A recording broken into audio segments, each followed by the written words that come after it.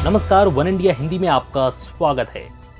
15 जून को पूर्वी लद्दाख की गलवान घाटी में भारत और चीनी सैनिकों के बीच हिंसक झड़प हुई थी, जिसमें 20 भारतीय जवान शहीद हो गए थे। चीन को भी बड़ा नुकसान हुआ था, लेकिन चीन ने इस बात को छुपाए रखा। उसने अपने मारे गए सैनिकों की कोई जानकारी साझा नहीं की।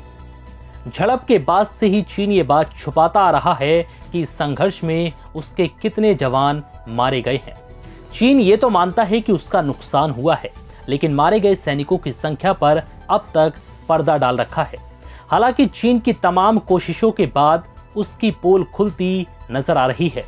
चीन के ही सोशल मीडिया पर गलवान में मारे गए चीनी सैनिकों की कब्रों की तस्वीरें वायरल हो रही हैं। चीन से ऐसी कई खबरें लगातार सामने आई कि अपनी भद बिटवाने से बचने के लिए कम्युनिस्ट पार्टी ने मारे गए सैनिकों के परिवारों पर भी चुप रहने और सार्वजनिक अंतिम संस्कार न करने का दबाव बनाया था। हालांकि अब चीनी मामलों के एक एक्सपर्ट ने दावा किया कि इंटरनेट पर एक तस्वीर शेयर की जा रही है, जिसमें गलवान में मारे गए चीनी सैनिकों की कब्र दिखाई दे रही है।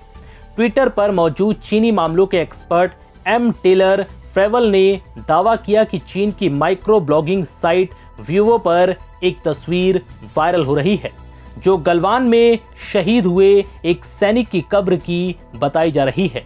तस्वीर में मौजूद ये कब्र 19 साल के एक चीनी सैनिक की है, जिसकी मौत चीन भारत सीमा रक्षा संघर्ष में जून 2020 में हो गई।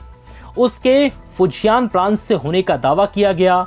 टेलर ने यह भी बताया कि तस्वीर में दिख रही कब्र पर सैनिक की यूनिट का नाम 69316 बताया गया है, जो गलवान के उत्तर में स्थित चिपचाप घाटी में तियान वेंदियन की सीमा रक्षा कंपनी लग रही है। टेलर ने दावा किया कि ये 13वीं सीमा रक्षा रेजिमेंट का हिस्सा है। उन्होंने ये भी दावा किया कि 2015 में इस यूनिट का नाम केंद्रीय सैन्य आयोग ने यूनाइटेड कॉम्बैट मॉडल कंपनी रख दिया था।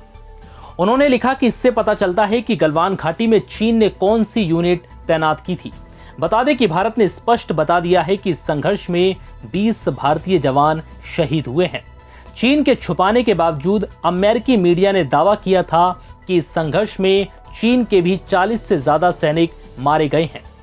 चीन के लगातार इस बात को दबाने के बावजूद ऐसे कई सबूत लगातार सामने आते रहे, जिनमें मारे गए और घायल सैनिकों को गलवान से एयरलिफ्ट करके हेलीकॉप्टर से ले जाने की तस्वीरें भी सामने आई। इस बात को छुपाने के लिए चीन ने अपने मारे गए सैनिकों के सम्मान के साथ विधिवत अंतिम संस्कार तक नहीं किया, जिसे लेकर उन सैनिकों के परिजनों में नाराजगी भी देखी गई। लेकिन चीन अब तक ये बताने को राजी नहीं है कि उसे कितना नुकसान हुआ था। चीन लगातार इस बात को छुपा रहा है, लेकिन इसमें कोई शक नहीं है कि चीन को भारत से ज्यादा नुकसान हुआ है। फिलहाल इस वीडियो में इतना ही। नमस्कार।